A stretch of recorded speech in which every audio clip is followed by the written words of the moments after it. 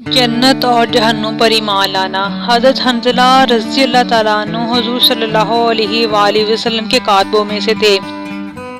वो फरमाते हैं कि हम हुज़ूर सल्लल्लाहु अलैहि वसल्लम के पास थे। हुज़ूर सल्लल्लाहु अलैहि वसल्लम ने हमारे सामने जन्नत और जहन्नुम का जिक्र इस तरह फरमाया कि गोया हम दोनों को आंखों से देख रहे हैं। फिर मैं उठकर बीवी बच्चों के पास चला गया और उनके साथ हंसने खेलने लग गया।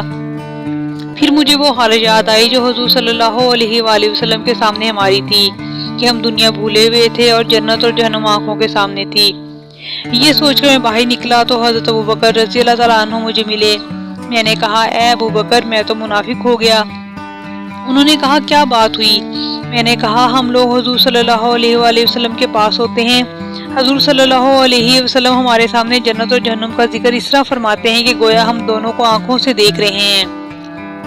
जब हम आप सल्लल्लाहु अलैहि वसल्लम के पास से बाहर आ जाते हैं और बीवी बच्चों और काम काज में लग जाते हैं तो हम जन्नत जहन्नुम सब भूल जाते हैं। हज़रत अबू बकर ने कहा, हमारा भी यही हाल है। मैंने जाकर हुज़ूर सल्लल्लाहु अलैहि वसल्लम की खिदमत में ये सारी बात जिक्र की। आप सल्लल्लाहु अलैहि वसल्लम ने फरमाया, ए हंज़ला, तुम्हारी जो हालत मेरे पास होती है वही अगर घर वालों के पास जाकर भी रहे तो फरिश्ते तुमसे बिस्तरों पर और रास्तों में मुसाफा करने लगें।